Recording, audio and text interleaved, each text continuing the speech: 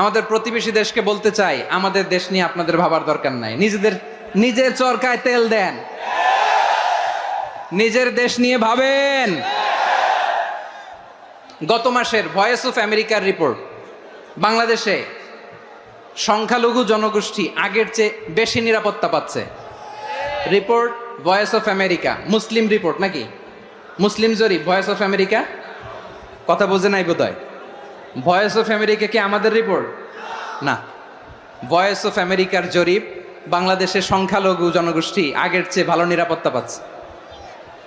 শুধু এখানেই শেষ না, মাইক্রোসফটের একটা জরিপ শোনায় আপনাদেরকে। তারা সারা পৃথিবীতে গুজব, ভুয়া আর মিথ্যা নিউজ ছড়ানোতে কোন দেশ সেরা একটা রিপোর্ট করেছে। এর মধ্যে 1 নম্বরে এসেছে ভারতের নাম।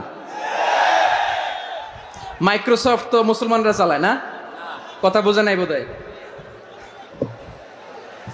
প্রতিবেশী দেশকে বলবো, আপনারা নিজের চরকায় তেল দেন, আপনারাও শান্তিতে থাকেন, আমাদেরকেও শান্তিতে থাকতে দেন। সব চেঞ্জ করা যায়, প্রতিবেশী চেঞ্জ করা যায় না। আমাদের ল্যান্ড তাদের ল্যান্ড, পাশাপাশি। আমরা চাই তারাও সুখে থাক, আমরাও সুখে থাকি, ঠিক কিনা? কিন্তু প্রতিবেশী হলে বন্ধুত্বপূর্ণ আচরণ করতে হয়। প্রতিবেশী যদি বন্ধু না হয়ে প্রভু হতে চায়, এরকম দানব প্রতিবেশী কেউ চায় না।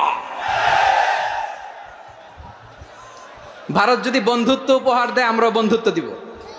কি বলেন? তারা যদি বন্ধু সুলভ আচরণ করে, আমরাও বন্ধুত্ব উপহার দেব। কারণ আমাদের পররাষ্ট্র নীতি হচ্ছে সবার সাথে বন্ধুত্ব, কারোর সাথে বৈরিতা নয়। আলহামদুলিল্লাহ বলেন। কত চমৎকার পলিসি আমাদের। আমরা নির্বিবাদী, আমরা বাংলাদেশিরা শান্তিকামী। We are proud of that. এজন্য আমরা গর্ববোধ করি। আমাদের পররাষ্ট্র নীতি সবার সাথে বন্ধুত্ব, কারোর সাথে শত্রুতা নয়। তাই প্রতিবেশী দেশকে বলবো, আমার ভাইয়েরা, আপনারাও আমাদের ভাই।